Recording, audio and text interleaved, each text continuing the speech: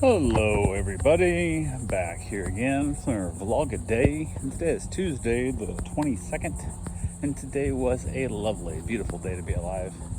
Got up this morning a little earlier than normal, but got up, got around, get the dogs outside, did my best to keep them quiet so my wife could sleep in as best she could. She got up and around, so I got the dogs fed and played with and all that good fun stuff that comes with that. So we were hanging around for the morning. Didn't really accomplish anything in the morning per se. Had to take my father-in-law to the doctor, and it was that weird, like I'm leaving like 9:30 in the morning to take him up there kind of deal. So it's that weird time frame where just can't really get anything started, and it is what it is. So I hung around a little bit, finally it was time to take him up there. Reached out, made sure he was, awake and ready kind of thing, because sometimes he tends to oversleep and then that whole deal. So but we got that figured out. Headed over, got him. We headed in the truck, headed up to take him. And I don't know why I take the truck more. I could take the car, but I just take the truck more because it's just what I drive, I guess. I just have it. Even though my wife's not able to drive at all right now because of her leg, it doesn't really matter, but it is what it is. So went ahead, ran up there, dropped off the doctor's office, and on the way up, it's all in Ormond, which is kind of a pain in the ass, but it is what it is. So on the way up there, as we were getting close to the exit to Ormond, saw a beautiful Ford Mustang GT 500 coming up behind me on the next line over to pass me. And I pointed out to my father, and I'm like, hey, check out this Mustang's passing. It's a really sweet car, and blah, blah, whatever.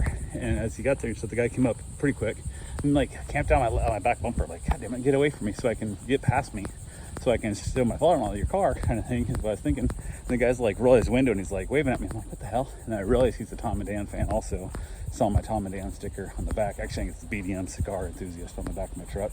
So we basically rolled in the window, we hollered at each other for a couple moments and chatted a little bit and whatnot. So then from there, he turned left, I turned right off the exit and headed on down to the doctor's office, dropped my father-in-law off, and basically from there I headed over to Lowe's, just down the street from the doctor's office, so not too bad. But went around Lowe's a little bit and ended up picking up a carport. I started looking at buying tarps and PVC pipe and all kinds of stuff to make a pool cover for my pool, because I'm just getting so many leaves and all kinds of just debris in that thing. It's falling. So I put it underneath the trees to give shade, because my wife used it, she wouldn't sunburn because she's so fair skinned. I wanted to have that process. But the other thing is the fact that now I'm just covered in leaves, which just sucks. But the other thing I realize is the water's not that hot. So, and everybody else is complaining all over the country about how hot their pools are. And like some people are running 95-degree water. Like it's just gross to say they can't really be in it. And my water hit 81 one day and it's dropped back down to like 80, 79, 80, which is perfectly fine, have no problem. But as soon as it gets cool out, it's gonna start dropping more. So I gotta figure out some kind of heater for the pool so we can run it all winter. I want to be able to run my pool all year long and be able to use it. So I want to have, if I could keep 80-degree water in January, I would be stoked. That would be awesome. So trying to figure out if I'm going to do wood-fired heater or if I'm going to do solar. I'm not sure what I'm doing yet exactly. So still up in the air on that. But went around there as I was looking at what it was going to cost me by the time I bought the tarps and the PVC pipe and everything else that was going to be needed to get this thing done. I was like, damn, I'm going to be quite a bit in there. I'll just buy a cheap carport and say, hell with it. And I asked 4 different people at Lowe's. I certainly had them, I didn't know where they were. All 4 people, so they didn't have them and didn't know where they were. And 2 of them even looked up on their phone to see, and they kept showing me like the metal carports. I'm like, I don't want the metal, I want the canvas one. I want the cheap $200 canvas one, not the $2,000 metal one. And couldn't get the answers, couldn't get the answers. Finally, said hell, that wandered around myself long enough. Actually found the damn thing. And one of the last guys that I asked, who was very adamant about it, they do not have them, all they have is the metal. And he's like, the metal right there. I said, the canvas one's right here. I'm looking right at it. He's like, oh, I didn't know we had those. And I'm like, you had the computer like in your hand. Like, how can you guys not find this shit? But it's one of those things. He kept punching in. I kept telling him canvas carport, and he kept punching in metal carport. And I kept saying, no, stop putting the word metal in it. And I was like, hell with it. But I found it. So looked it up. It's $30 more than it is at Harbor Freight. But I said, screw it. I don't feel like trying to go out to Harbor Freight and all that stuff. And it's just, I just dealt with it. Said hell. So I picked it up at Lowe's, got it loaded up on the cart. Had a couple other things I picked up that I needed, and headed back out the truck, got loaded up, and then went and waited at the doctor's office for my father-in-law. And this doctor's office is such a pain in the butt. Some I kind of know about how long it takes each time. This one can be 15 minutes or it can be 2 damn hours. There's no way of knowing what it's going to be. And it's just absolutely ridiculousness. So went ahead, and it was one of the longer stays this time. It took forever to get him out of there. And I was like, you gotta be kidding me. So I was like, I use the bathroom. But I didn't feel like driving on back down to Lowe's. I ended up having to go in the doc's office and use their restroom, which wasn't a big deal. But got down there, he got out, we were heading back, and I asked, well, he's asking me anywhere to go. Went home. Often I'll ask if I'll take him by the record shop. And the answer is virtually always no, because you can't ask me when I'm already out. You gotta talk to me about this ahead of time so I can make plans with dogs and whatever and stuff. And worst case scenario, I would take like my running gear, and then I would basically, while I'm dropping off there, I would go for a run, come back and just drive home super sweaty and gross. But at least I wouldn't be stuck sitting there waiting for him at the record shop the whole time with nothing to do. So, but he didn't ask that. He's like, nope, nowhere to go. So we headed back. We were just chilling out. Got almost to town, and he's like, I want to go buy Chick-fil-A. And I'm like, okay. So I took him by Chick-fil-A, and he got like a 6-piece chicken nugget or whatever it is, which I've never eaten Chick-fil-A. So, but it's that whole thing of also, it's that just that common courtesy of when you take when you're riding in somebody's vehicle who you never paid for gas or nothing, you never, kicked up anything, they're taking you somewhere, and then you stop. I've done this with him many times going back from the doctor, whether it be Subway or whether it be whatever, and he's always wants to go in somewhere. He'll go in and get stuff. Never once has he asked, would you like me to get you anything? Like, hey, buy me a 4-piece chicken nugget for $3 as like a thank you for driving you all over hell and back. But nope, never happened. Including the fact, like, we've stopped at gas stations when he had to stop and get a drink, a bottle of water. Never asked me to grab you something while I'm in there. Nothing. It just always makes me laugh, because I've had times where, like, I'm the driver on trips with other people. I'm going in somewhere, I need to get a drink or whatever.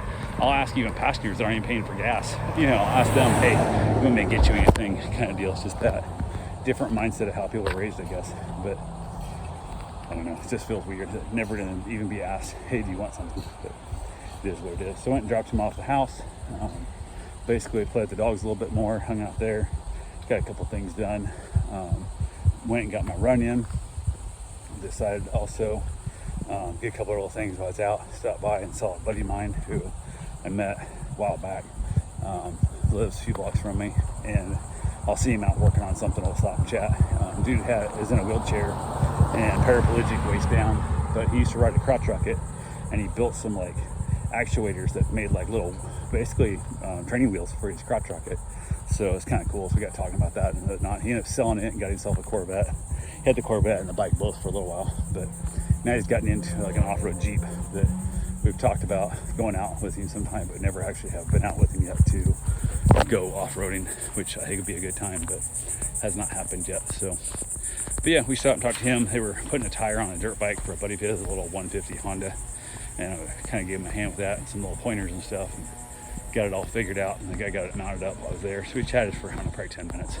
Then I went to finish my run, got back, got myself a shower, ended up having unstuffed peppers or something, Mom called it. It's like, imagine stuffed peppers, but instead of actually making them in the pepper, you dice everything all up and just throw it in a pan. And it's more like a goulashy type thing. But it was pretty good. It was really good, actually. I threw a little cottage cheese in it, or not cottage cheese, but sour cream in it. They put actual like mozzarella cheese and stuff in theirs, but I just put sour cream in it, kind of made a little creamier out of it, and ate it out of a bowl, and it was really good. So I think it'd actually be really good on some nachos, truthfully, the way it was kind of set up. You can easily, if you had some big scooping nachos, chips, Frito scoops, or even Tostitos, either one would work good for that too. So, but yeah, it would have been a good little meal there. But watched an episode of Grace and Frankie, and then headed back outside, had myself a little fire. I got some bunch of scrap wood. There's a shop that builds custom steps that they have a big trailer full of just scrap cutoffs, and I went ahead and burnt some of those. And that's kind of what I'm thinking about using to heat my pool, is make like a little rocket stove, maybe put like a big pot on top that boils the water, and then maybe not boils, but heats the water. Just have a small little pump that pumps the water up into that big pot, and then just gravity feeds it back into the pool. So I have a little fire going. Just usually I only do my fires after dark. I don't want neighbors to complain about the smoke. If I had a little rocket stove, it wouldn't make that much smoke. I could burn it earlier in the day, kind of thing. And if I was burning that for 4 or 5 hours, especially if I build the